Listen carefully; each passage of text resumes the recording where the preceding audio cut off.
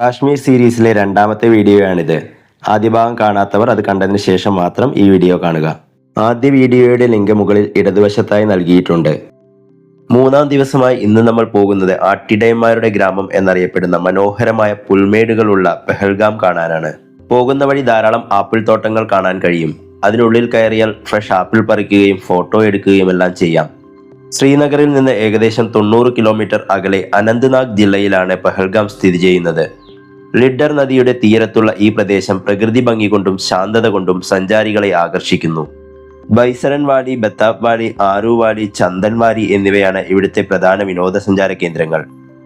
കാശ്മീരിലെ mini Switzerland എന്നറിയപ്പെടുന്ന Baisaran Valley pine മരങ്ങളാൽ ചുറ്റപ്പെട്ട വലിയ പുൽമേടുകളാണ്. കുതിരപ്പുറത്ത് കയറിയാണ് സാധാരണ സഞ്ചാരികൾ അവിടേക്ക് പോവാറുള്ളത്. നടന്നു പോകുന്നവരുമുണ്ട്. കുതിരകളെ തിരഞ്ഞെടുക്കുന്നതിന് മുമ്പ് നന്നായി ബാർഗെയിൻ ചെയ്തില്ലെങ്കിൽ നമ്മൾ പറ്റിക്കപ്പെട്ടേക്കാം.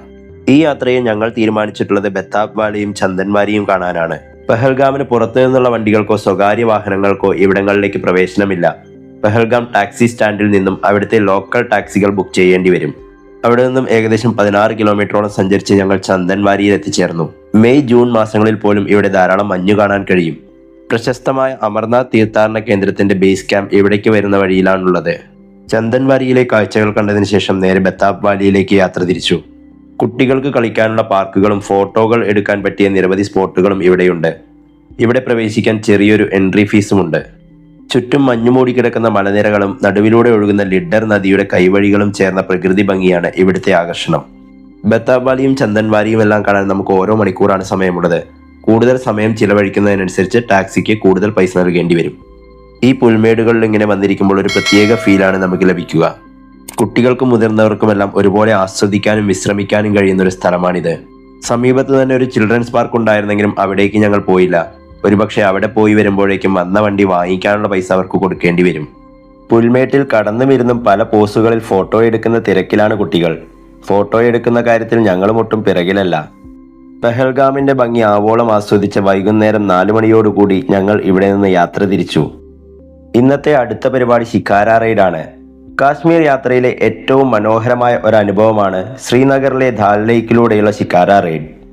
മരത്തിൽ കൊത്തുപണി ചെയ്ത് മനോഹരമായി അലങ്കരിച്ച പരമ്പരാഗത വഞ്ചികളാണ് ഷിക്കാരകൾ. ഷിക്കാര റൈഡുകൾക്ക് സാധാരണയായി 1 മണിക്കൂറിന് 500 മുതൽ 700 രൂപ വരെയാണ് ചാർജ് വരുന്നത്. സീസൺ അനുസരിച്ച് ഇതിന് മാറ്റം വരാം. ടൂറിസം കേന്ദ്രങ്ങളിൽ നന്നായി വിലപേശിയില്ലെങ്കിൽ പറ്റിക്കപ്പെടുമെന്ന കാര്യം പ്രത്യേകം എടുത്തു പറയേണ്ടതില്ലല്ലോ. അതിരാവിലെയോ വൈകുന്നേരം 5 മണിക്ക് ശേഷമോ ഉള്ള സമയമാണ് ഷിക്കാര റൈഡിന് ഏറ്റവും അനുയോജ്യം. നമ്മളിങ്ങനെ യാത്ര ചെയ്യുമ്പോൾ ധാരാളം കച്ചവടക്കാർ ചെറുവഞ്ചികളിലായി നമുക്കരികിലേക്ക് വരും. കാശ്മീരിലെ തനത് ചായയായ കാവ വിൽക്കുന്ന ഒരു കച്ചവടക്കാരൻ ഞങ്ങളുടെ സമീപം എത്തിച്ചേർന്നിട്ടുണ്ട്. സാധാരണ ചായയിൽ നിന്നും തികച്ചും വ്യത്യസ്തമാണ് കാവ.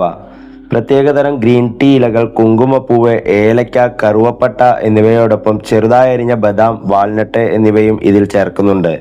അദ്ദേഹം പോയപ്പോഴേക്കും പരമ്പരാഗത കാശ്മീരി വസ്ത്രമണിഞ്ഞ് ശിക്കാരയിലിരുത്തി ഫോട്ടോ എടുത്തു നൽകാമെന്ന് പറഞ്ഞ മറ്റൊരു കച്ചവടക്കാരൻ ഞങ്ങളെ തേടിയെത്തി. പുലർച്ചെ 5 മണി മുതൽ 7 മണി വരെയുള്ള സമയത്ത് ദാൽ ലേക്കിന് നടുവിൽ പച്ചക്കറികളും പൂക്കളും വിൽക്കുന്ന ഒരു ഫ്ലോട്ടിംഗ് മാർക്കറ്റും കാണാൻ കഴിയും.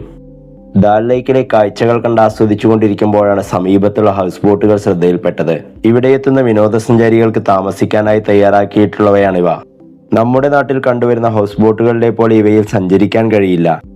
കാശ്മീരി സീരീസിന്റെ 3ാമത്തെ വീഡിയോയുമായി വൈകാതെ എത്താമെന്ന പ്രതീക്ഷയോടെ മനോഹരമായ കാശ്മീരി കാഴ്ചകൾ പങ്കുവച്ച ഈ വീഡിയോ ഇവിടെ അവസാനിക്കുന്നു. വീഡിയോയെക്കുറിച്ചുള്ള നിങ്ങളുടെ അഭിപ്രായങ്ങൾ കമന്റ് ബോക്സിൽ രേഖപ്പെടുത്തൂ. തുടർന്നുള്ള യാത്രാ വീഡിയോകൾ ലഭിക്കുന്നതിനായി ചാനൽ സബ്സ്ക്രൈബ് ചെയ്യാൻ മറക്കരുത്.